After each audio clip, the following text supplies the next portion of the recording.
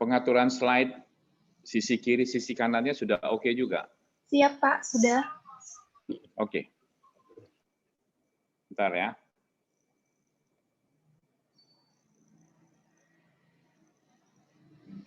Oke. Selamat pagi, rekan-rekan mahasiswa PKPA yang saat ini melakukan praktek kerja profesi apoteker di Rumah Sakit Esnawan dan juga di Rumah Sakit Saanin Padang.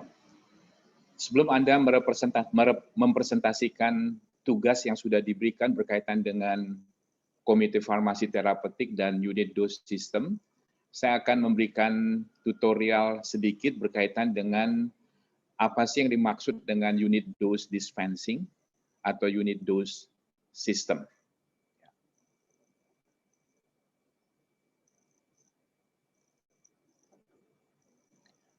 Berkaitan dengan pelayanan farmasi, peran dari apoteker yang bekerja di farmasi rumah sakit ataupun hospital pharmacist, ya. Hospital pharmacist ini yang bekerja di hospital farmasi melayani kebutuhan obat untuk pasien rawat inap, inpatient, dan juga pasien yang bukan dirawat, jadi pasien yang hanya melakukan konsultasi ke dokter yang ada di rumah sakit, kemudian dia menebus obat di hospital farmasi, kemudian kembali ke rumah. Mengenai pelayanan obat untuk outpatient ini tidak ada masalah karena ini mirip dengan pelayanan kefarmasian yang ada di retail farmasi. Ya. Yang kita akan bahas nanti lebih banyak adalah berkaitan dengan pelayanan obat untuk pasien rawat inap, ya, atau inpatient. Untuk melayani kebutuhan obat kepada pasien yang rawat inap, ada beberapa sistem. Ya. Sistem ini tergantung kepada kebutuhan dan juga ketersediaan teknologi dan juga sumber daya yang ada di rumah sakit. Beberapa rumah sakit yang masih sederhana, yang masih melakukan semuanya sistem secara manual, tidak ada masalah selama itu dapat diterapkan dengan baik. Tetapi bagi rumah sakit yang sudah menerapkan electronic system, digital system, mulai dari dokter menulis resep kepada pasiennya, kemudian langsung bisa dimonitor di hospital farmasi dan juga di unit pelayanan di keperawatan, hal ini akan lebih mudah karena semuanya sudah terintegrasi online. Jadi pelaksanaan pelayanan obat kepada pasien yang dirawat inap ini sangat tergantung kepada aplikasi sistem dan juga sumber daya manusia yang tersedia di rumah sakit tersebut. What is unit dose system? Apa yang dimaksud dengan unit dose system? Unit dose system yaitu dose medications which are ordered, packaged, handled, administered, and charged in multiples of single-dose units containing a predetermined amount of drugs or supply sufficient for one regular dose application or use. Ya, jadi memang obat itu disiapkan ya hanya untuk kebutuhan satu pasien saja dan dalam pemberian yang memadai ya, satu kali dosis secara teratur.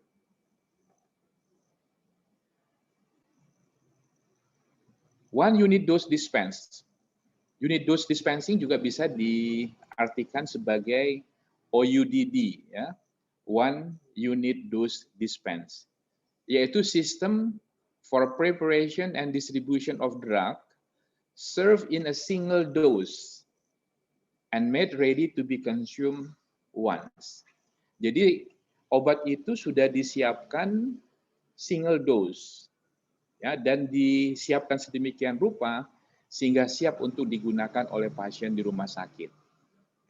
Jadi tidak akan tertukar karena satu pasien obatnya sekali diberikan dan sangat spesifik untuk pasien tersebut. Jadi tidak mengambil persediaan obat yang ada di counter, pelayanan ataupun nurse counter, tetapi memang sudah didesain satu dosis untuk satu kali pakai untuk satu pasien tertentu. Ya.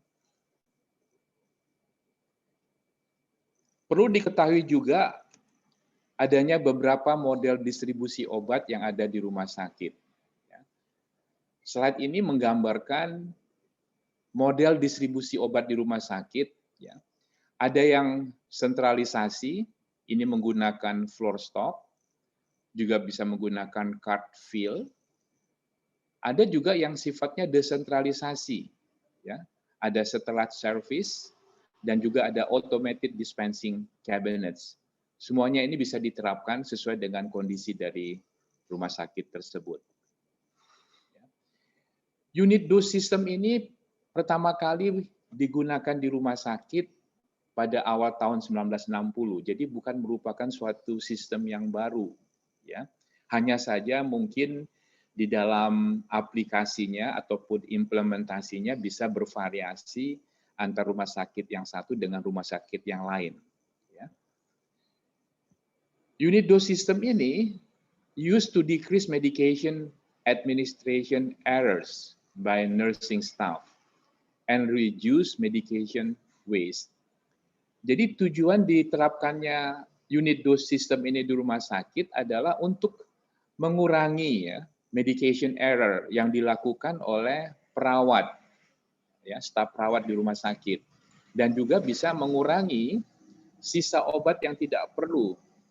Kalau itu dibebankan kepada pasien, tentunya akan memberatkan pasien secara finansial.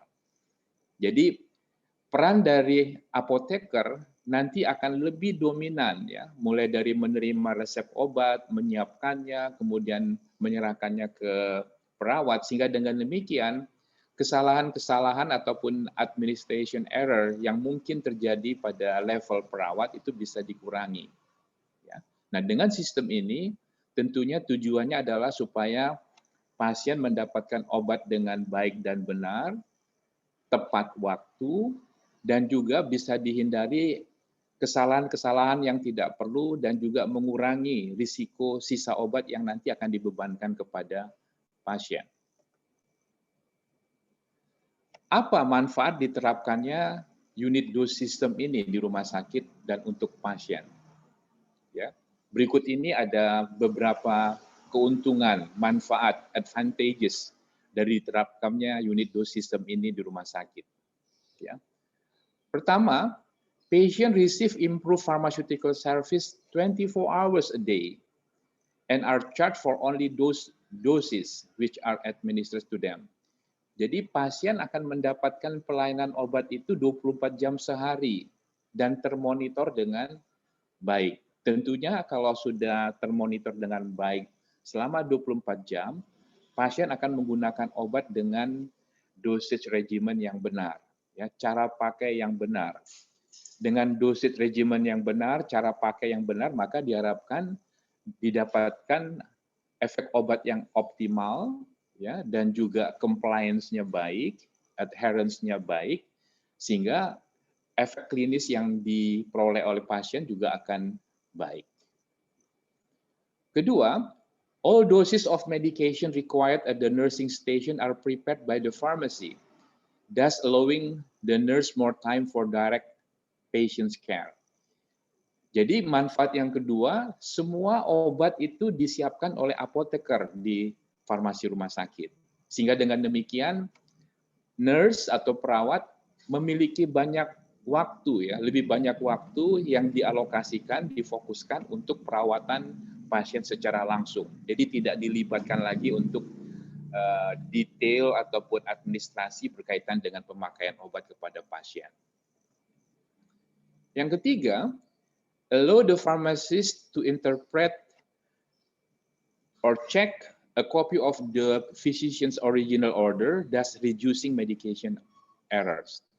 Jadi dengan sistem ini memungkinkan apoteker bisa mengevaluasi, melakukan cross-checking atas resep yang diberikan oleh dokter kepada pasien, ya. Dan dengan demikian bisa mengurangi atau meminimalisasi medication error yang terjadi di rumah sakit. Yang keempat, elimination excessive duplication of orders and paperwork at the nursing station and pharmacy. Jadi bisa mengurangi atau menghilangkan duplikasi-duplikasi yang eksesif berlebihan. Ya, ada order yang diulang 2 kali dan juga ada penyiapan atau mengerjakan paperwork administrasi sampai 2 kali di nursing station dan juga di apotek. Jadi dengan demikian kalau duplikasi ini bisa diminimalisir atau dihilangkan sama sekali, maka penggunaan waktu akan menjadi efisien baik bagi apoteker maupun perawat di nursing station. Yang kelima, eliminates credit. Jadi bisa mengurangi atau mengeliminasi sama sekali obat yang tidak digunakan lagi kembali ke apotek dan itu seringkali menjadi beban pasien. Ya, jadi obat dengan unit dose system ini tidak ada lagi obat yang berlebih. Ya, jadi semua akan digunakan oleh pasien.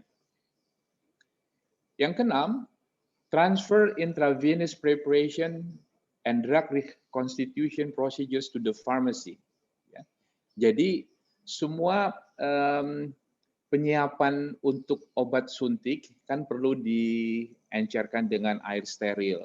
Ya, jadi reconstitution procedures ini tidak lagi dilakukan di nursing station, tapi sudah dilakukan di mana? Di hospital pharmacy. Jadi perawat tinggal langsung memberikan obat suntik kepada pasien. Sehingga dengan demikian error itu bisa dihindarkan. Yang ketujuh, promotes more efficient utilization of professional and non-professional personnel. Jadi dengan menggunakan unit dose system ini, maka profesionalisme dari apoteker di rumah sakit itu akan lebih berperan, ya, lebih dihargai. Sehingga dengan demikian ini tentunya akan bermanfaat bagi semua pihak, ya, bagi apoteker dan juga bagi profesional lain yang ada di rumah sakit. Yang kedelapan, reduces revenue losses. Jadi bisa dikurangi dampak-dampak finansial yang berakibat negatif, ya, kerugian bagi rumah sakit. Kesembilan, conserves space in nursing units by eliminating bulky floor stock.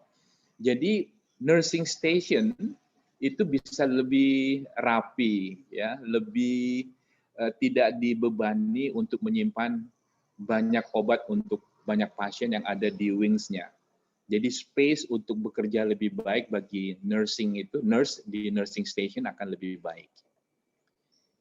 Yang ke-10, eliminates pilferage and drug waste. Ya, ini pilferage ini bisa berarti kehilangan obat atau obat yang mahal itu bisa dicuri, ya, dan juga sisa obat yang tidak perlu. Jadi dengan diterapkannya unit dose system ini, kehilangan obat atau pencurian obat serta sisa obat yang tidak perlu itu bisa dihindarkan.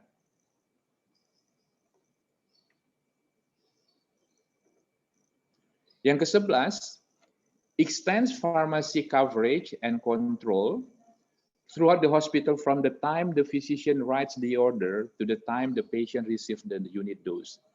Jadi ini akan melibatkan apoteker lebih integrated, ya, mulai dari obat itu diresapkan oleh dokter, kemudian disiapkan di hospital farmasi, sampai obat itu diberikan secara unit dose kepada pasien. Jadi peran dari apoteker itu akan lebih baik, ya, lebih integrated dan lebih fokus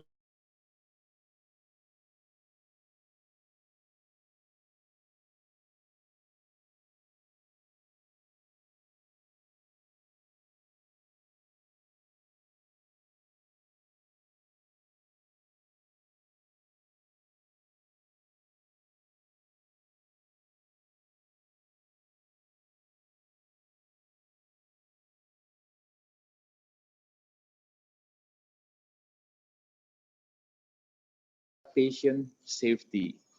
Jangan sampai pasien diberikan obat yang keliru, ya, yang harusnya diberikan kepada pasien lain, diberikan kepada pasien tersebut. Ya. Atau ada obat yang tidak diberikan pada jadwal yang seharusnya dia menggunakan obat secara teratur. Jadi ini tujuannya adalah orientasinya kepada patient safety. Di samping adanya manfaat yang sangat dirasakan dengan penerapan unit dose system ini, tentunya ada beberapa disadvantage, ya, ada beberapa kekurangan ataupun kelemahan dari sistem ini. Ya. Tidak ada satu sistem pun yang sempurna 100%. Tetapi bagaimana kita bisa mengoptimalisasikan suatu sistem, dalam hal ini unit dose system itu dengan baik, maka disadvantages ini bisa diminimalisir. Beberapa disadvantages ataupun kekurangan ataupun kelemahan yang bisa diidentifikasi dari penerapan unit dose system ini adalah more pharmacy processing time and equipment cost. Ya. Karena keterlibatan apoteker dan tenaga kefarmasian itu sangat terlibat mulai dari penyiapan sampai penyerahan obat kepada nurse, tentunya ini memerlukan apa? Processing time. Ya. Perlu juga tambahan equipment yang diperlukan supaya bisa berfungsi dengan baik. Requires more storage space. Nah, ini jadi diperlukan ruangan hospital farmasi yang lebih memadai, ya, yang lebih besar. Tapi nggak ada masalah selama itu bisa di-manage dengan baik dan juga untuk meminimalisir inefisiensi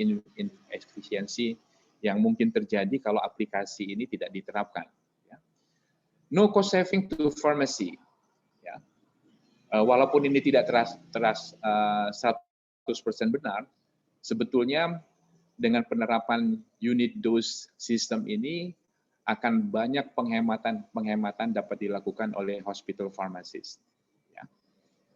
Oke. Gambar ini menunjukkan medication cards. Ya, apa itu medication cards?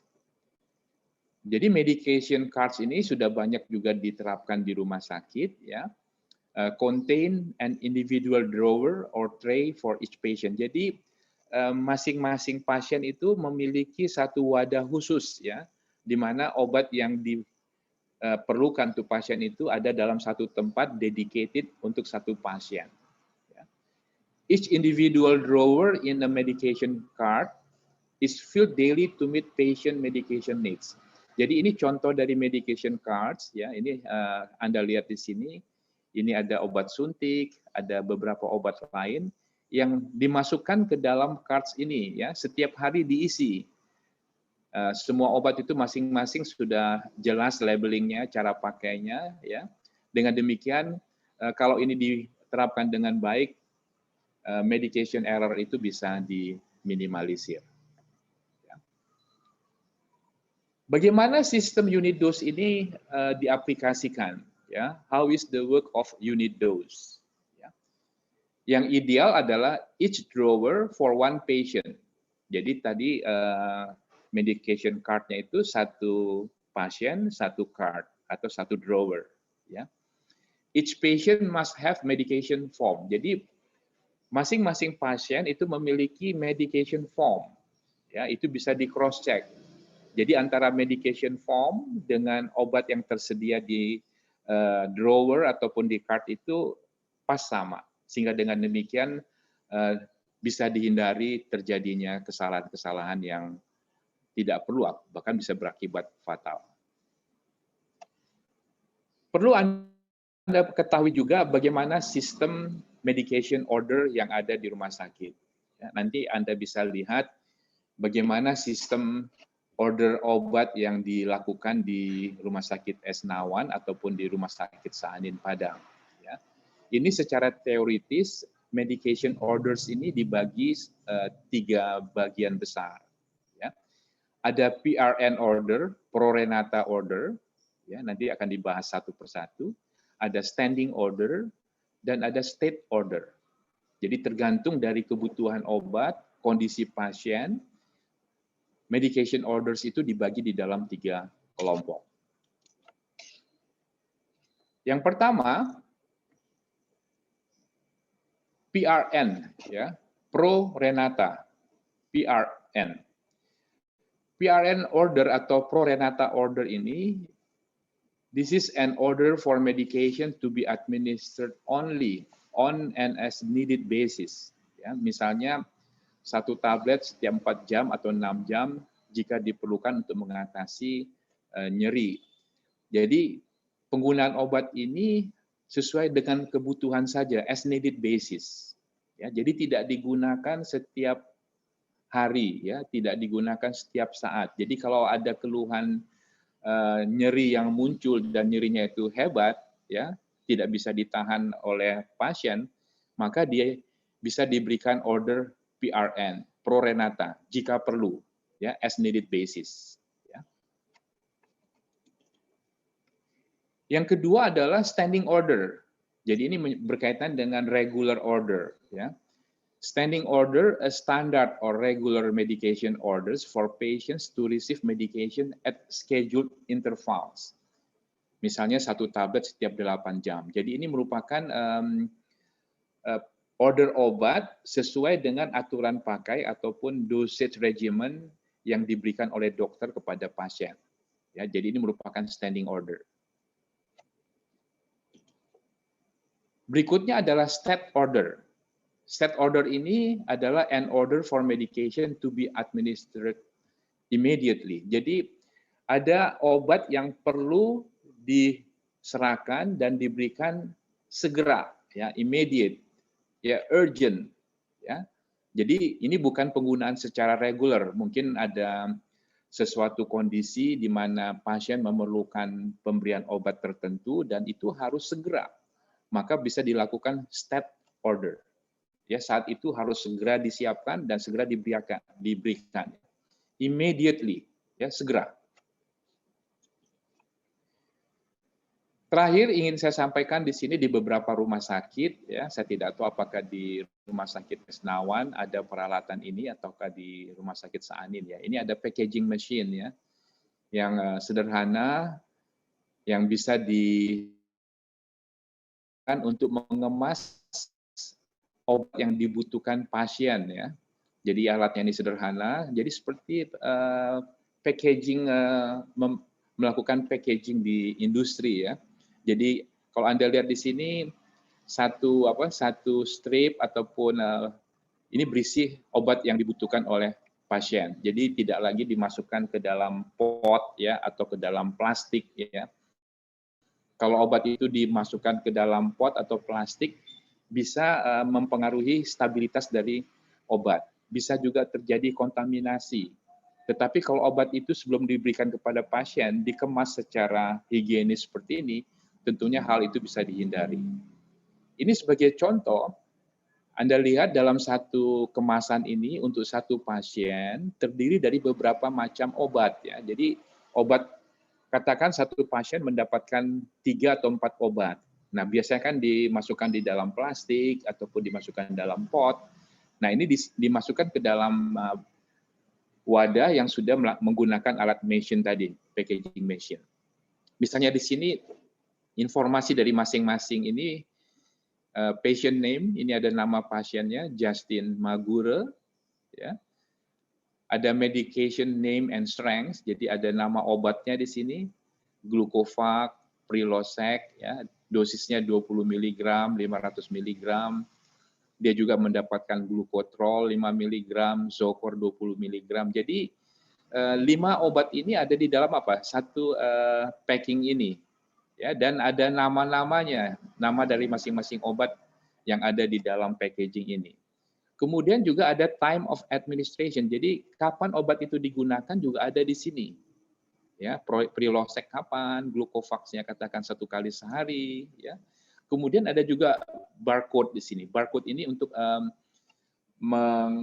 menjamin bahwa obat ini adalah memang ditujukan untuk pasien tertentu, sehingga kekeliruan pemberian obat itu bisa dihindarkan.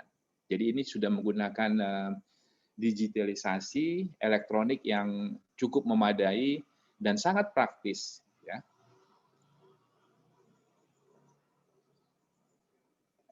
Oke, ini sebagai pengantar dan untuk melengkapi presentasi 2 minggu yang lalu berkaitan dengan unit dose system yang ada di rumah sakit. Ya. Ada pertanyaan?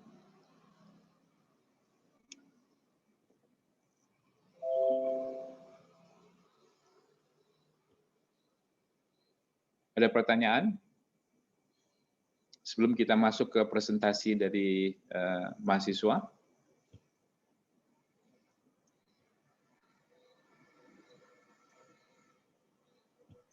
Oke, kalau tidak ada, kita masuk ke presentasi yang Anda sudah rencanakan dan jadwalkan. Saya minta salah satu dari Anda yang berfungsi sebagai moderator yang mengatur traffic teknis presentasi dan urutannya ya. Oke, saya siap untuk mengevaluasi dan mereview apa yang Anda presentasikan. Silakan.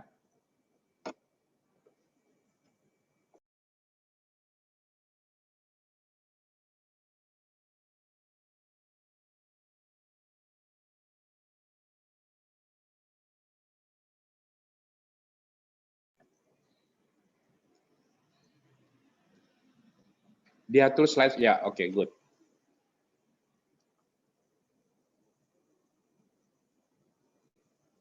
Halo? Ini sekali lagi, ini nama saya keliru ya.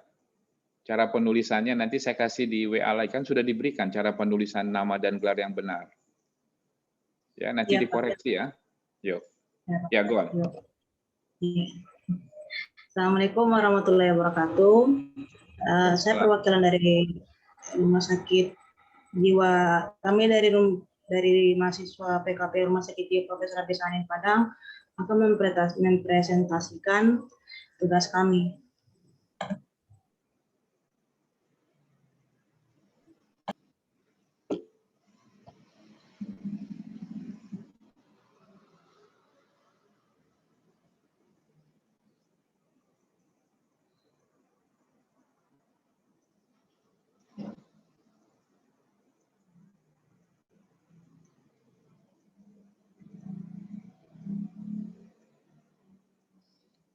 Suaranya nggak kedengeran, di unmute Sarifah. Di unmute dulu ya. Saya Desi Anasari akan melanjutkan presentasi. Di sini sistem dan analisis metode distribusi obat yang dipakai di rumah sakit. Ada beberapa sistem distribusi yang dipakai di rumah sakit jiwa. Yang pertama sistem resep individu atau permintaan lengkap. Yang kedua sistem distribusi obat dosis atau UDD. Next,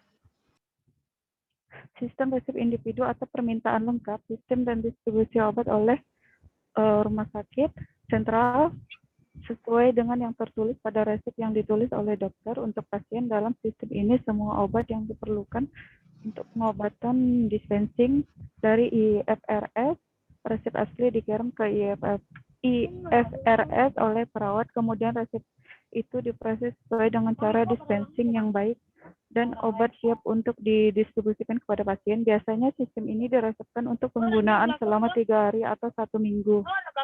Next. 2. Sistem distribusi obat dosis unit atau UDD. Sistem distribusi obat yang disiapkan dalam bentuk satuan unit atau kemasan unit untuk sekali pemakaian atau unit tunggal siap konsumsi dan untuk penggunaan tidak lebih dari 24 jam. Pada UDD, obat diracik dalam tempat yang siap diberikan kepada pasien, lalu petugas depo obat akan menyediakan obat-obatan dalam bentuk unit dosis dan ditaruh pada masing-masing wadah obat yang diberi label nama pasien sesuai dengan bangsal tempat pasien dirawat.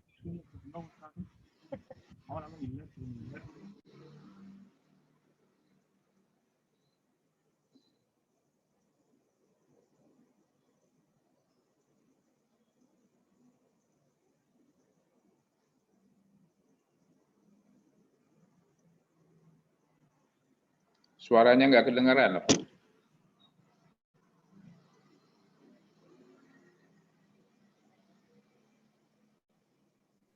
Struktur organisasi panitia farmasi dan terapi, yaitu Direktur Rumah Sakit Jiwa, Komite Medik, Panitia Farmasi dan Terapi itu ada ke IFRS, kemudian dari Panitia Farmasi dan Terapi itu ada Subpanitia Obat Anti Neoplastik, ada Subpanitia Obat-obat Anti Infeksi, Subpanitia Intestinal, Subpanitia Obat SSP, dan Subpanitia Obat Kardiovaskular.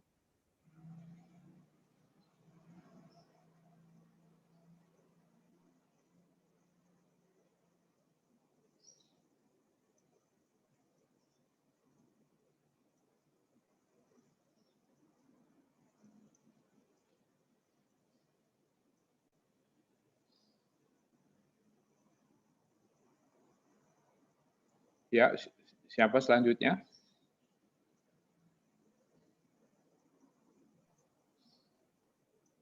Program pengendalian resistensi.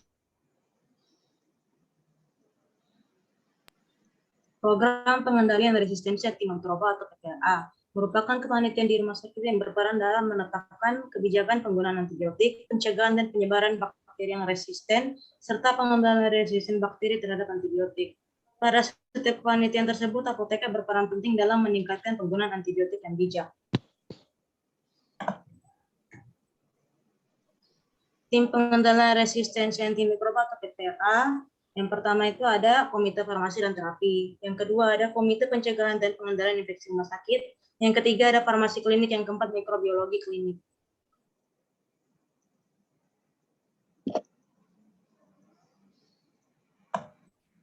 Untuk tugas tim PPA, yang pertama menerapkan kebijakan tentang pengendalian resistensi antimikroba, yang kedua menerapkan kebijakan pengendalian resistensi antimikroba, yang ketiga memonitor dan mengevaluasi PPA, yang keempat menyelenggarakan forum diskusi atau kajian pengelolaan penderita penyakit infeksi, yang kelima menyebarluaskan dan meningkatkan pemahaman dan kesadaran tentang prinsip-prinsip pengendalian resistensi antimikroba yang terkait dengan penggunaan antibiotik secara bijak.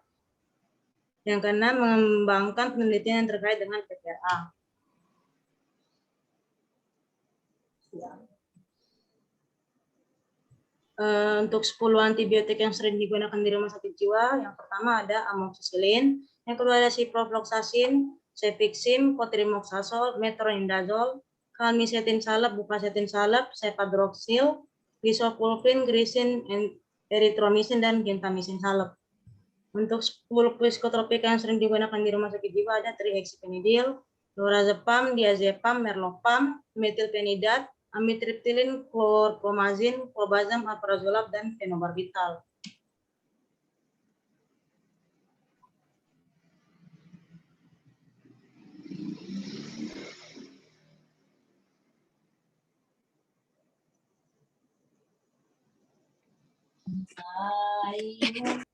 Ya, siapa berikutnya?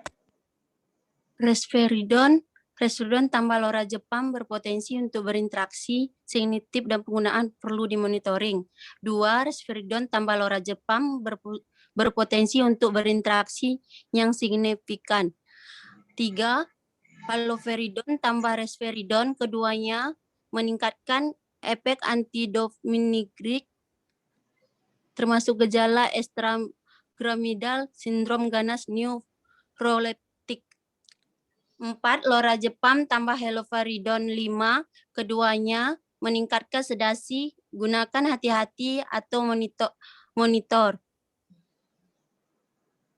5. Diazepam 5 tambah resveridon 2, keduanya meningkatkan sedasi, gunakan hati-hati atau monitor. 3. Resveridon tambah trihexyphenidyl meningkatkan efek sinergisme peknodinamik. 7. Haloperidol tambah trihexyphenidyl meningkatkan efek sinergisme peknodinamik trihexyphenidyl.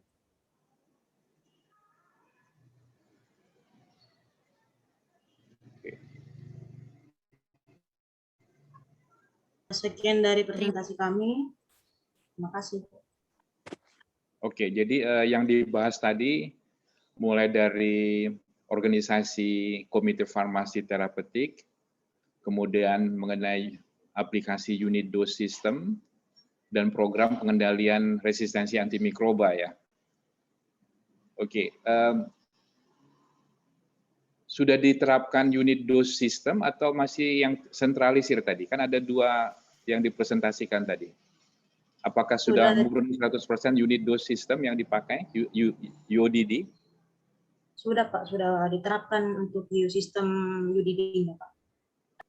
Untuk di semua pelayanan, katakan ada beberapa pelayanan kardiovaskuler, tadi ada pelayanan kejiwaan. UDD hanya digunakan untuk rawat inap Pak, untuk rawat jalan. Ya, maksud saya di rawat inap semua unit rawat inap ya. Iya Pak. Ya.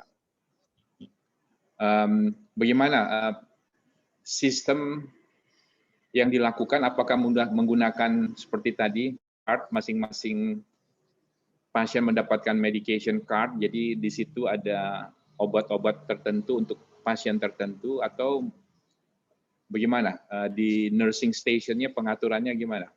Pakai sama seperti yang pertama Pak, pakai sistem card, dia satu card untuk satu pasien. Cardnya seperti apa?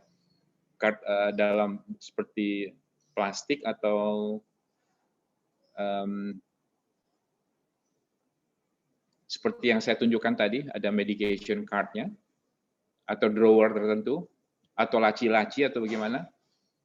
Wadahnya berupa apa? Wadahnya yang digunakan? Wadahnya menggunakan tempat kayak kotak begitu Pak. Kotak ya? Kotak dari kayu atau dari kotaknya logam? Dari plastik. Dari seperti mika begitu? Nggak ada fotonya ya? Kalau untuk foto ditempatkan biasanya di. Oke, tugas Anda nanti minggu depan pada waktu tutorial nanti tunjukkan ke saya foto-foto bagaimana unit dose system itu diterapkan ya. Jadi medication card-nya ataupun wadah untuk pasiennya seperti apa bentuknya, nanti dibuat slide yang baik ya. Oke? Ya baik Pak. Oke, next.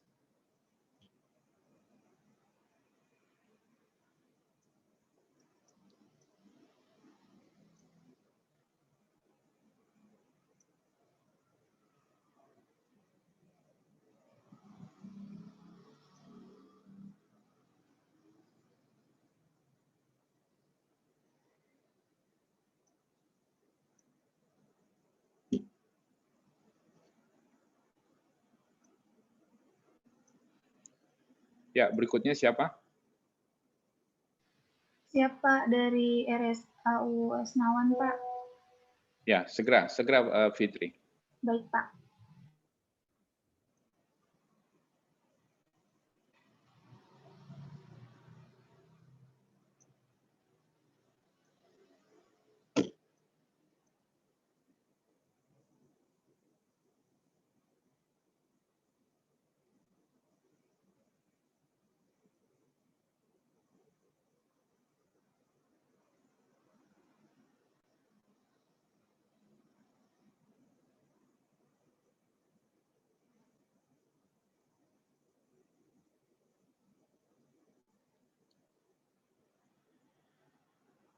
Mana Fitri?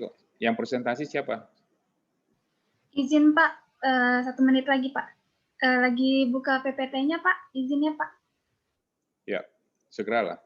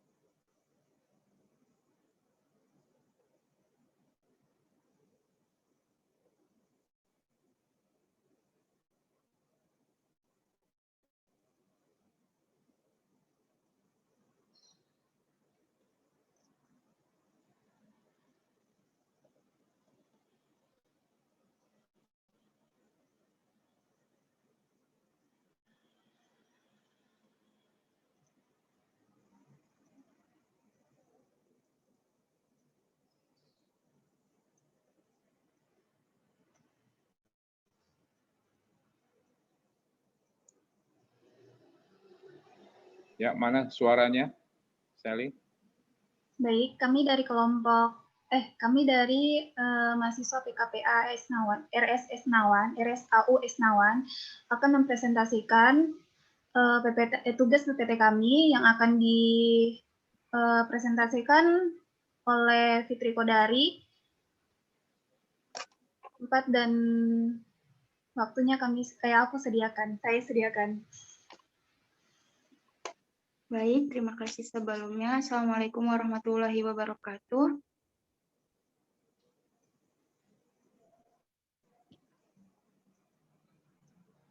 Waalaikumsalam warahmatullahi wabarakatuh. Next.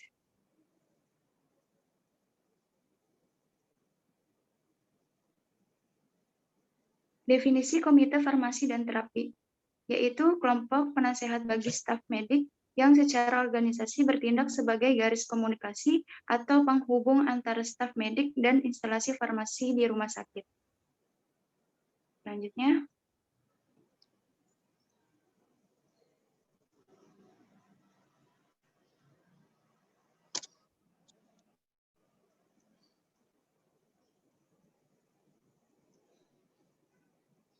Komite Farmasi dan Terapi adalah suatu tim yang beranggotakan para dokter dan sarjana farmasi yang berfungsi dalam membantu pimpinan rumah sakit untuk menentukan kebijaksanaan penggunaan obat dan pengobatan.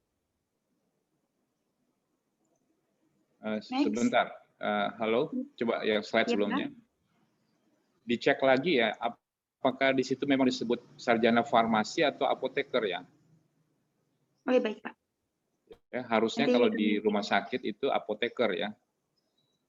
Ini peraturan tahun berapa nih? Coba dicek lagi ya. Dicek lagi ya. Yuk. Next. Tugas utama Komite Farmasi dan Terapi ada dua. Yang pertama dalam pengembangan kebijakan, yang kedua dalam pendidikan. Untuk yang pertama yaitu memberikan rekomendasi atau membantu perumusan kebijakan-kebijakan yang berkaitan dengan evaluasi, pemilihan, penggunaan terapi obat, dan kebijakan lain yang berkaitan dengan obat di rumah sakit. Untuk yang pendidikan, yaitu memberikan rekomendasi atau membantu dalam merumuskan perancangan program-program pendidikan yang diperlukan oleh staf profesional, meliputi dokter, perawat, apoteker, dan praktisi kesehatan lainnya, terhadap pengetahuan mutakhir yang berkaitan dengan obat dan penggunaan. Next.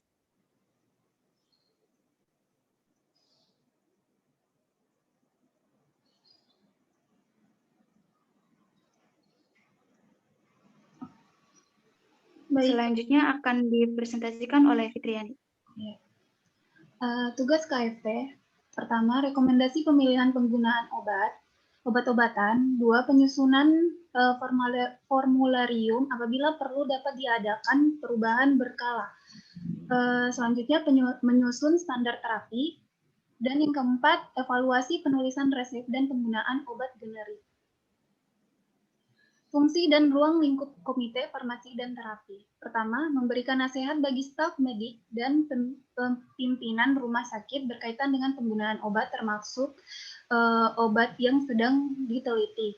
Kedua, mengembangkan formularium obat untuk digunakan di RS serta melakukan revisi terhadap isinya. Pemilihan jenis obat dalam formularium harus berdasarkan evaluasi yang objektif terhadap kemanfaatan, keamanan, dan harga serta harus meminimalkan adanya penggandaan obat.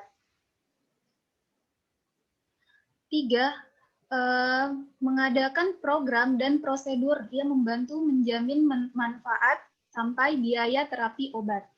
Keempat, mengadakan atau merencanakan program pendidikan yang sesuai bagi staf profesional rumah sakit berkaitan dengan penggunaan obat. Fungsi dan ruang lingkup Komite Farmasi dan Terapi. Yang kelima, berpartisipasi dalam kegiatan jaminan mutu berkaitan dengan distribusi, pemberian, dan penggunaan obat. Keenam, mengevaluasi reaksi obat yang merugikan di RS. 7. Memulai atau mengarahkan program evaluasi penggunaan obat dan kegiatan penelitian berkaitan dengan obat serta mengkaji hasil-hasil dari kegiatan tersebut. Kedelapan, memberikan nasihat kepada instalasi farmasi rumah sakit dalam penerapan distribusi obat dan prosedur pengendaliannya yang efektif. Kesembilan, membuat rekomendasi berkaitan dengan obat yang disimpan di ruang penderita di rumah sakit. Selanjutnya akan dipresentasikan oleh teman saya. Silakan. Jadi ada beberapa sub-sub komite farmasi dan terapi. Yang pertama yaitu adalah subkomite obat anti kanker. Yang kedua ada subkomite obat kardiovaskular. Yang ketiga ada subkomite obat anti infeksi. Yang keempat ada subkomite obat untuk sistem saraf pusat. Yang kelima ada subkomite obat untuk saluran pencernaan. Yang keenam ada subkomite obat untuk kelenjar endokrin.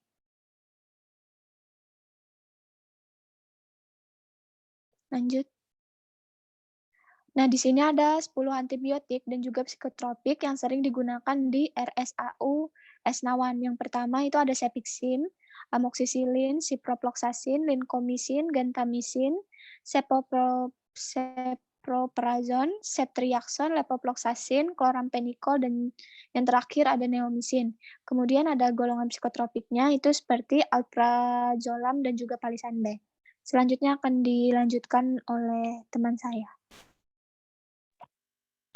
Alur pelayanan resep, resep dari DPJP untuk pasien BPJS pasien akan dilakukan cek SEP, kemudian perawat ruangan mengantarkan resep ke satelit farmasi, kemudian petugas farmasi akan menerima resep.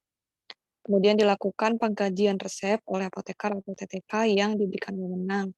Jika ada permasalahan dalam obat atau resep tersebut, akan koordinasi dengan perawat atau DPJP dan dicatat di buku intervensi. Kemudian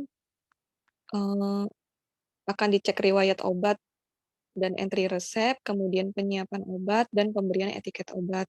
Kemudian dilakukan double check untuk obat oral diserahkan oleh petugas farmasi secara UDD ke pasien.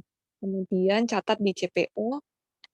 Untuk obat injeksi diberikan oleh perawat ke pasien, kemudian catat di CPO. Untuk pasien non-BPJS akan melakukan DP ke Yanmas dan perawat ruangan akan mengantarkan resep ke satelit farmasi, kemudian petugas farmasi akan menerima resep dan dilakukan pengkajian oleh apoteker atau TTK yang diberi kewenangan. Kemudian jika ada permasalahan obat, dikoordinasikan oleh perawat atau DPJP dan dicatat di buku intervensi. Kemudian melakukan cek riwayat obat, entry resep, penyiapan obat, dan pemberian etiket. Kemudian dilakukan double check untuk obat oral diserahkan ke petugas farmasi secara UDD, kemudian catat di CPO, dan untuk obat injeksinya akan diberikan ke perawat. Kemudian catat di CPO. Sekian dan terima kasih. CPO itu apa? CPO singkatan apa? Catatan penggunaan obat pasien, Pak. Kalau SEP, SEP, cek SEP. SEP, surat eligibilitas pasien. Nah, kemudian coba ini double check obat oral diserahkan oleh petugas farmasi secara UDD ke pasien. Maksudnya apoteker yang memberikan obat kepada pasien, bukan perawat. Bukan. Apoteker atau petugas TTK-nya yang diberi kewenangan. Maksudnya langsung diberikan ke pasien, kemudian ditungguin begitu sampai pasien minum obat, setelah selesai baru dia tinggalkan ruangan. Iya. Atau hanya ditaruh begitu saja? Obat oralnya nanti diberikan oleh apoteker, jadi nanti diberikan edukasi juga cara penggunaan obatnya, seperti itu, Pak. Tapi tidak perlu ditunggu sampai dia minum obat, kan? Iya, enggak. Nah, kalau injeksi baru nanti nurse yang melakukan injeksi langsung. Iya. Nah, injeksi langsung ini diawasi apoteker atau apoteker menyerahkan obatnya itu ke di nursing station atau ditaruh di samping tempat tidurnya pasien. Nanti perawat yang datang untuk menyuntikkan. Di nurse station, Pak. Kan tadi dikatakan kalau obat oral, apoteker ataupun tenaga teknis kefarmasian bisa langsung obatnya ke pasien ya, ke dalam ruangan, ya, Iya. menjelaskan penggunaan obat. Nah, untuk obat injeksi ini apakah ditaruh oleh apotekernya ke tray di samping tempat tidurnya pasien atau diserahkan ke nursing station, ke perawat? Nursing station. Oh, jadi tidak Ke perawat. ditaruh di ruangan pasien, nanti perawatnya datang untuk menyuntikkan ya? Iya. Ya, oke. Ruangan. Oke. Ini sudah digital atau masih manual? Sekarang ini sih Pak lagi proses digital resepannya, elektronik. Jadi resepan elektronik sampai informasi kepada farmasi ataupun ke nursing station itu masih belum elektronik ya? Iya. Kalau Sudah mulai. Kalau Saanin Padang? Masih manual, Pak. Belum juga, masih manual atau sudah semi otomatis? Semi otomatis, Pak. Oh. Oke, presentasinya sudah selesai dari kalian? Pak, yang di rumah sakit Sudah, Pak. Jiwa HB Sanin ingin menambahkan yang tadi, Pak, yang Ada presentasi contoh lagi? obat. Ya, silakan. Ada presentasi lagi atau mau memberikan komentar? Pak, cuma ingin menampilkan ini Pak, contoh tempat plastik obatnya dengan laci obat yang di RSD HB Sanin, Pak. Ya, silakan. Berupa presentasi atau apa? Penjelasan lisan aja? Ada presentasi? Ada, Pak. Ya, silakan. Yuk. Siapkan.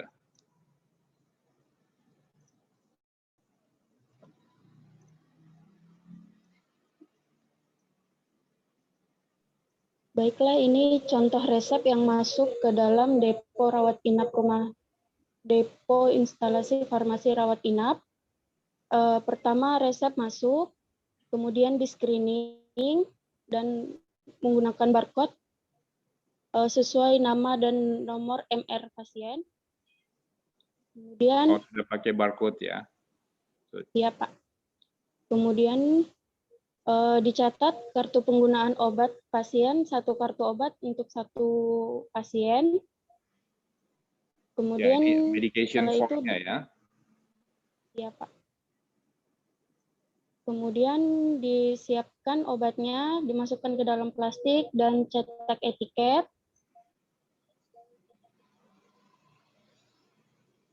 Setelah itu dilakukan UDD. Satu kotak untuk satu pasien. Satu kotak yang biru itu merah satu pasien ya? Iya, Pak. Jadi, ada sekat. Ya, ada empat subkotak di dalamnya itu untuk satu pasien jadi semuanya ya? Iya, ada untuk penggunaan pagi, siang, malam. Oh, yang PS malam, PSM. Jadi untuk satu obat Ya, ini Pak. atau untuk beberapa obat? Untuk beberapa obat, Pak.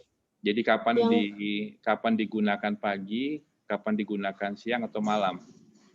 Iya, Pak. Ada guidance ke pasien jam berapa pagi, jam berapa siang, jam berapa malam? Kalau itu biasanya di nurse stasiun yang siapkan, Pak. Oh, ya. Tapi ini ditempatkan di ruangan pasien, kotak-kotak ini? Atau Iya, di Pak. Oh, bukan di nursing station lagi ya? Bukan, Pak. Ya, oke, go on.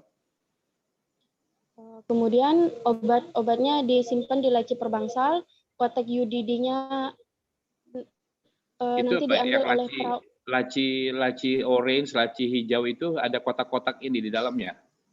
Iya, ada kotak ini, Pak. Biasanya kita menyediakan untuk hari selanjutnya juga, Pak. Nah, Biasanya itu kita siapkan satu tray, satu pasien? Iya, Pak. Satu laci, satu. Ya, satu tray itu, satu drawer, satu pasien ya. Yang di dalamnya ada isi kotak ini, kotak UDD. Iya, ada isi kotak UDD dan obat pasien yang penggunaan selama 1 minggu, Pak. Oh ya, masih ada penggunaan selama 1 minggu lagi. Untuk Enggak, apa? kan resep datang untuk selama 1 minggu, Pak.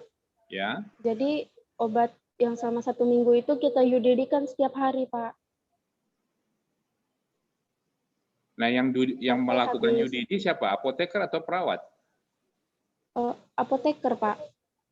Jadi ini posisinya di mana nih laci obat perbangsal ini? Di nursing station atau di sampingnya? Di depo instalasi farmasi, Pak. Oh, jadi di instalasi farmasi sudah ada 1 kotak untuk kebutuhan 1 minggu atau beberapa hari. Kemudian ada 1 kotak yang UDD ini yang nanti diisi setiap hari untuk dikirimkan ke Bangsal. Iya, Pak. Ya, ya. Oke. Sudah, Pak. Sekian, terima kasih. Ya. Oke, kita masuk ke acara diskusi. Kalau Anda observasi dan juga sudah lapor tadi ya, dengan apa yang saya sampaikan dalam presentasi tadi, bagaimana pendapat Anda? Apakah ada sinkronisasi antara teori dengan pelaksanaan UDD yang Rumah Sakit Esnawan ataupun di Saanin? Kalau menurut Anda?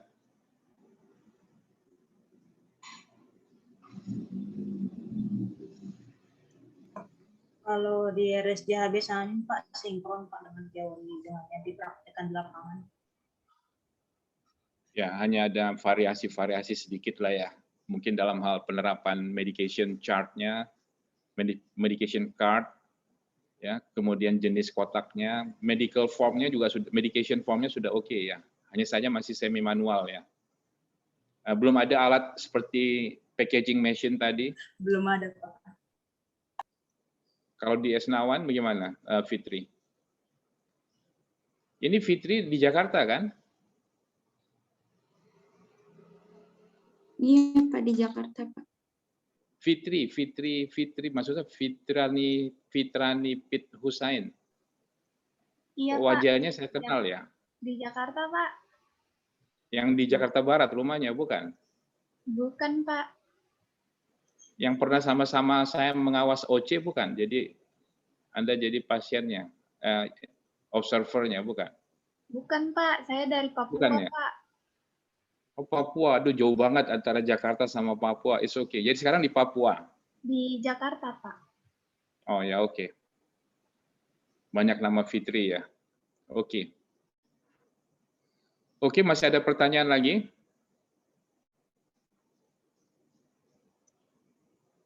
Ya, kalau tidak ada pertanyaan, congratulations, Anda sudah membuat persiapan yang baik ya, laporan juga baik, presentasinya oke.